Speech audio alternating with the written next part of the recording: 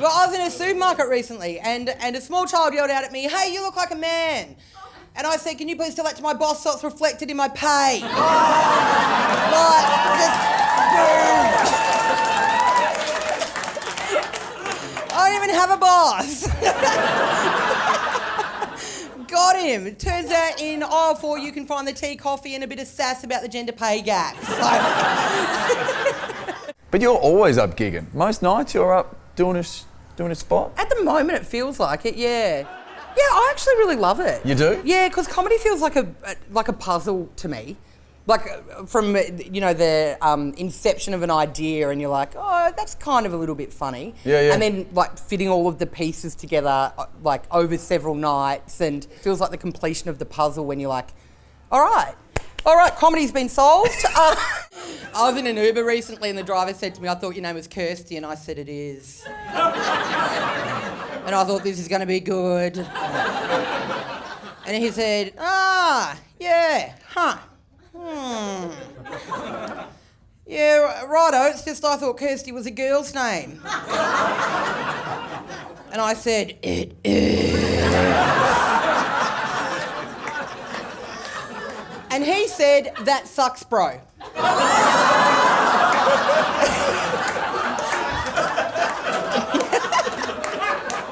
Melbourne audiences that come out to comedy are fairly savvy. People love coming up and telling you, like, essentially they feel like they've discovered you. Right, like, yeah. They've never heard of you. They're like, where have you come from? Like, they're just like, it's a fresh face and we enjoyed what they were saying sort of thing. Oh, I love it. I always get messages from people that like came to see one of my first shows years and years ago. Oh, yeah. And like they'll send me like a photo of something like on their computer or like something out of the media or whatever, or they'll be like, "I heard you on the radio today. I remember your first show up at the Wesleyan." And that's nice. I love it. Good on him. I've always wanted to be a star. I always wanted to, ever since I was a kid. Like when I was 6 years old, and in grade 1, the whole school was stuck in the gym one lunchtime, right? Just running wild. And the principal's trying to turn everything around. There's this chaos. And she gets up on stage and she goes, "Does anyone have a joke that they'd like to share with the rest of the school?"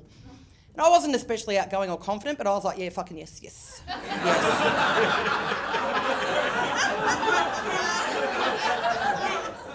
I was like, "Choose me." And the reason I was so desperate to get up there was that I'd heard a joke on the way to school.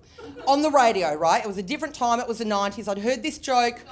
I had not understood the joke. I'd not understood it, but like I just knew I had to share it with people because like the hosts were loving it sick, like Fitzy, Fluffy and Fucko, right?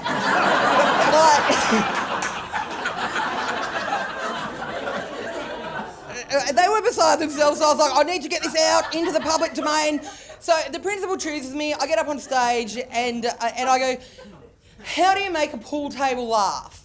And the principal's right there and she's like, how do you make a pool table laugh? And I go, "You stick your hands down its pockets and tickle its balls."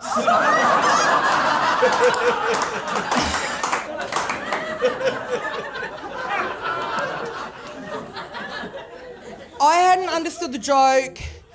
The rest of the school didn't understand the joke, but one thing became apparent very quickly, and that was that Sister Jude got the joke.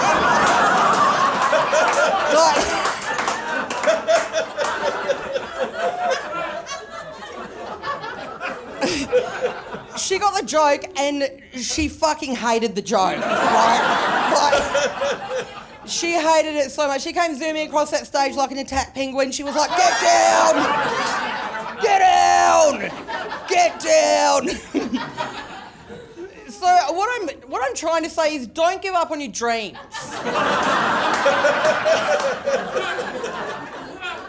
Don't give up on them because the first time I tried stand-up comedy, I got booed off the stage by a nun. And I'm back, baby. We're all good.